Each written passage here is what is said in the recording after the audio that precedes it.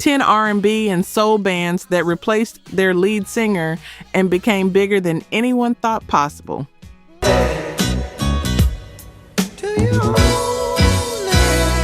You know the hits. You've sung the lyrics at cookouts, slow danced to the ballads, memorized every word, but here's what the industry didn't expect. Some of the biggest voices in R&B history weren't the originals. They were the replacements, the ones who stepped into an impossible situation and somehow made magic anyway.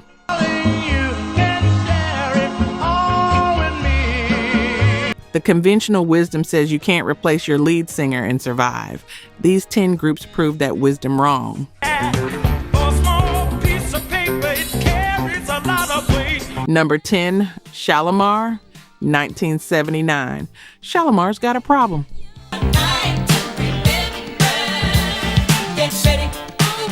Gerald Brown, their lead singer, just walked out over payment disputes.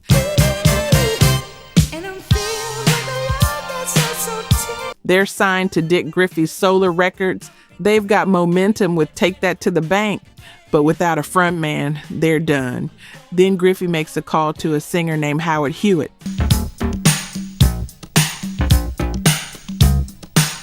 Three days later, Hewitt's in New Jersey, recording with Jody Watley and Jeffrey Daniel.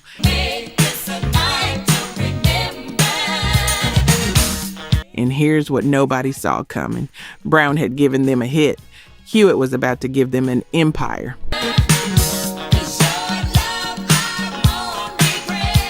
The second time around goes gold in 1979. 1 million copies sold, but that was just the warm-up.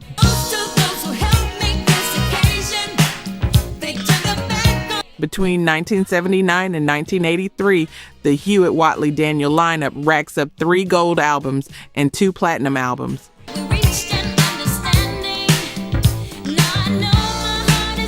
A Night to Remember, Friends, Dead Giveaway, songs that defined early 80s soul.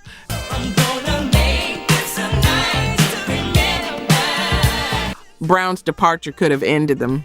Instead, it launched their greatest era. That's a different kind of second chance.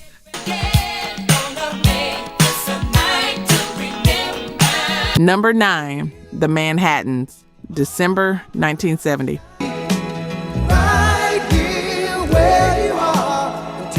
The Manhattans lose their lead singer George Smith to a brain tumor.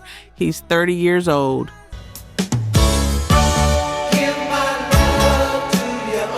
And if you've ever watched something you built fall apart right when it mattered most, you know that feeling.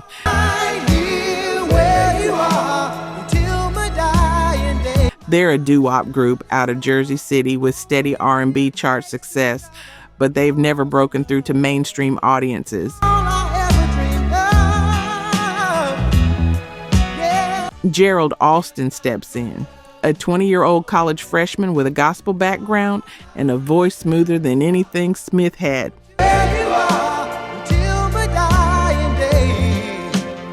The producers notice immediately. This isn't just a replacement, this is an upgrade in crossover potential. Girl, don't you realize how you hypnotize? 1976. Kiss and Say Goodbye, number 1 pop, number 1 R&B, the second single ever to go platinum after that certification level was created.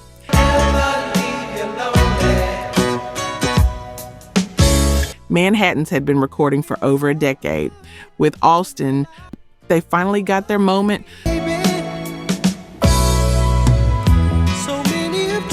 4 years later, Shining Starr hits number 5 pop and R&B, Grammy winner, gold records.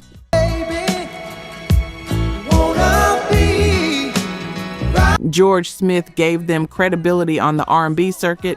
Gerald Alston gave them wedding reception immortality. That's the difference between respected and unforgettable. Don't you go away.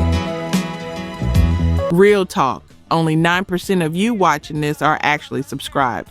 That hurts a little, not gonna lie.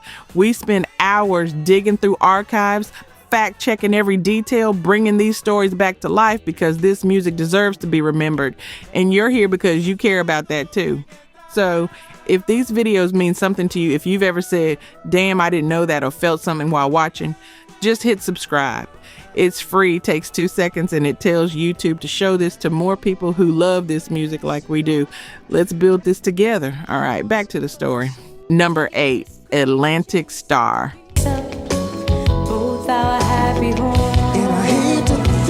Sharon Bryant had the voice. From 1976 through 1984, she was Atlantic Starr's frontwoman, carrying them through their early years on A&M Records. Oh no, 'cause we love each other so. But here's the reality: 9 albums, steady R&B chart presence, 0 pop crossover, 0 mainstream breakthrough.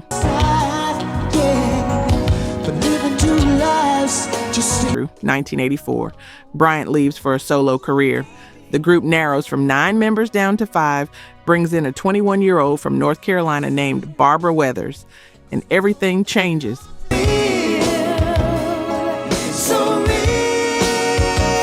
1985, Secret Lovers reaches number 3 pop, number 4 R&B, gold album. But that's not the story.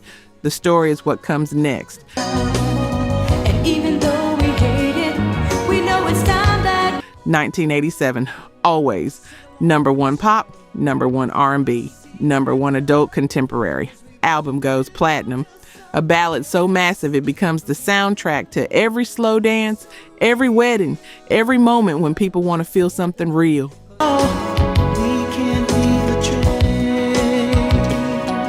Bryant was talented, Weathers was chemistry. Sitting at home, I do nothing all day. With producer Wayne Lewis, who'd eventually become her fiancé, she helped Atlantic Starr crack a code they'd been chasing for almost a decade. Mainstream America.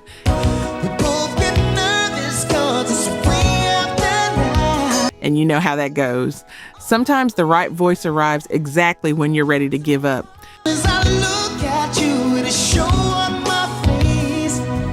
Number 7, The Temptations.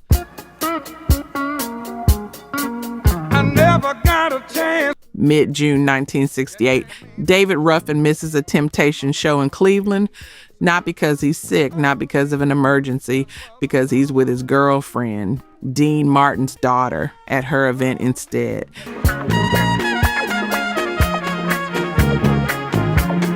And here's the thing about greatness. It makes you think the rules don't apply. And mama, some bad talk going around town. Ruffin had given them My Girl, their first number 1. He'd carried them through Ain't Too Proud to Beg, I Wish It Would Rain, made himself the face of the group.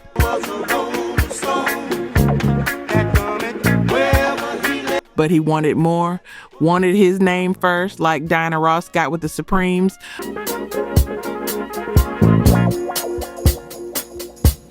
Wanted the group to become David Ruffin and the Temptations. The other 4 said no. Dennis Edwards steps in, a former Contours member with a gospel-trained rasp that cuts differently than Ruffin's smooth tenor.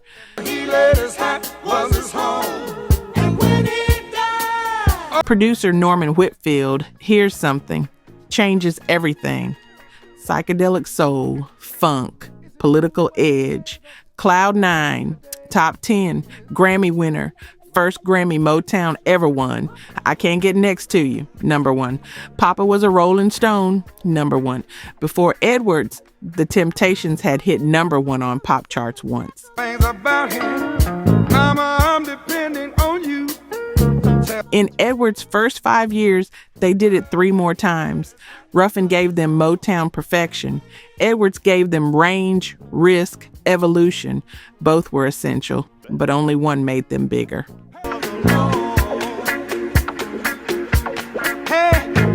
Number 6, The Drifters. Up on the roof. Benny King leaves the Drifters for a solo career after disputes over money. He'd just given them Save the Last Dance for Me, their only number 1 pop hit. Losing him should have destroyed them.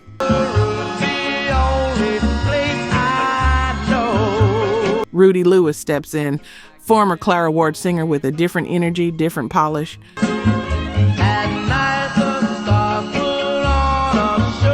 Some Kind of Wonderful. Up on the Roof, number 5 pop.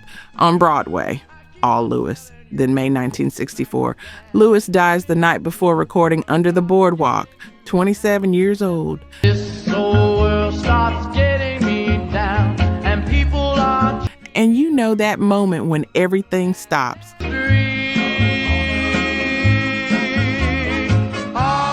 Johnny Moore walks into the studio the next day, sings the lead they'd prepared for Lewis.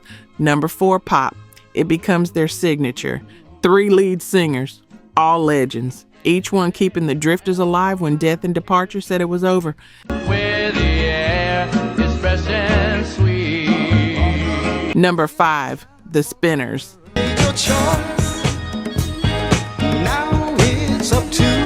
The Spinners are stuck at Motown, barely noticed.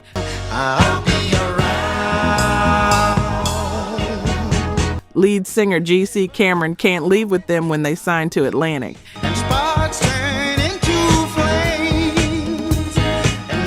His cousin Philippe Wynne takes his place. Wynne's got an expressive falsetto and stage presence like electricity. With producer Tom Bell, everything clicks.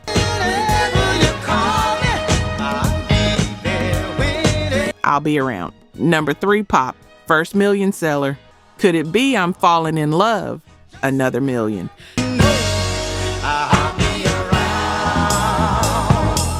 Between 1972 and 1977, 7 top 10 pop singles. Wynne wants the group renamed Philippe Wynne and the Spinners.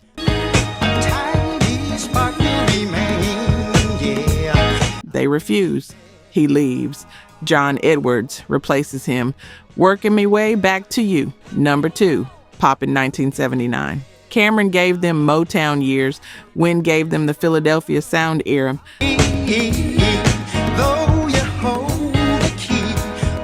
The Spinners proved you could replace the irreplaceable twice.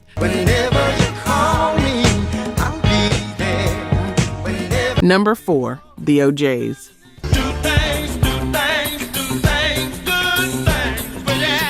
William Powell gets diagnosed with cancer. He's 1/3 of the OJ's trio that just dominated the 70s with Love Train and Backstabbers. Both number 1 hits, both cultural moments. He records as long as he can.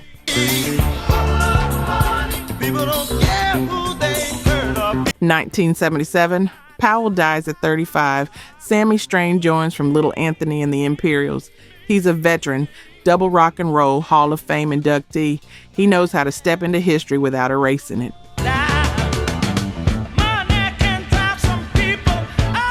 1978, Used to Be My Girl, top 5 pop, their last major crossover smash. But here's what matters.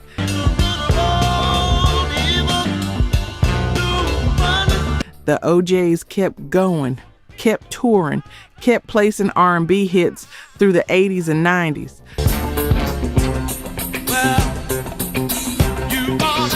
Powell's death could have ended them. Strain gave them 2 more decades of sold-out shows. That's not replacement. That's honoring legacy while moving forward.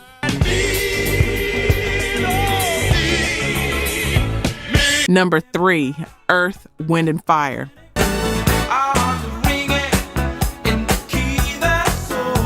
Morris White needs a vocalist who can match his vision for Earth, Wind and Fire, not just sing soar.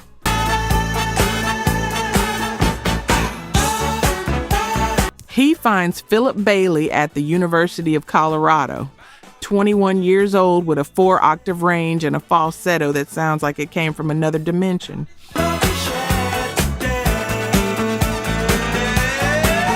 Bailey joins. The chemistry between his falsetto and White's tenor becomes Earth, Wind and Fire's signature.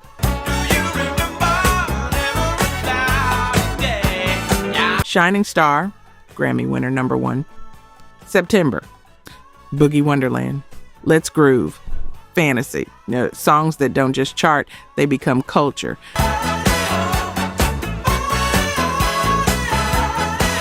When White steps back from touring in the mid-90s, Bailey becomes the frontman. White founded it. but Bailey's voice is what made it fly. Over 90 million records sold. That's what happens when the right voice meets the right moment.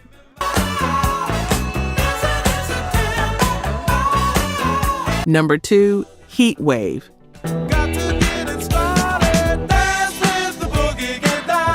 Heatwave's riding high with Boogie Nights and Always and Forever.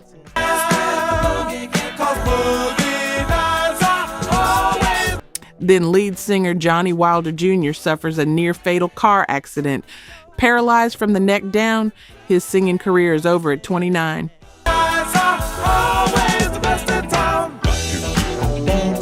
Keith Wilder, Johnny's brother, steps up from background vocals.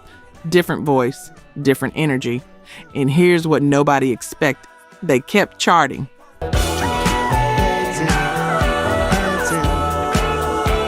The Groove Line hits number 7 pop in 1978.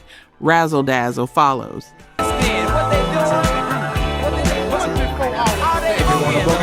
Keith couldn't replace his brother's presence, but he kept Heatwave alive when tragedy said they were finished.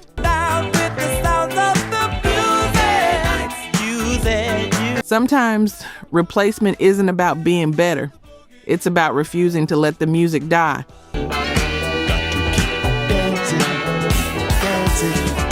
And if you've ever had to step into shoes you never wanted to fill, you know that's a different kind of courage.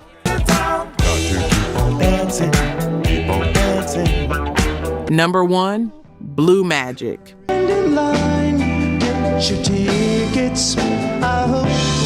Early 70s. Blue Magic's got smooth Philadelphia soul and a lead singer named Ted Mills. Then Mills leaves.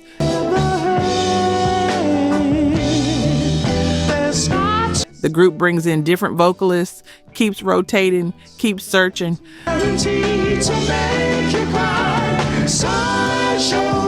But here's the thing about Blue Magic. Their sound was never about one voice.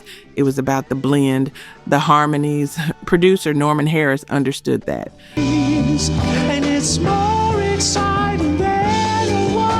Sideshow hits number 8 pop in 1974.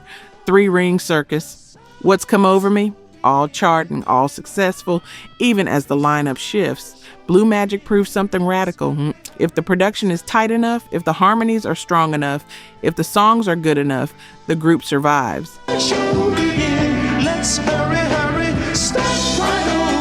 Mills started them. The collective voice made them legends. Sometimes it's not about the replacement, it's about the system being stronger than any single part. No doubt about it, satisfaction.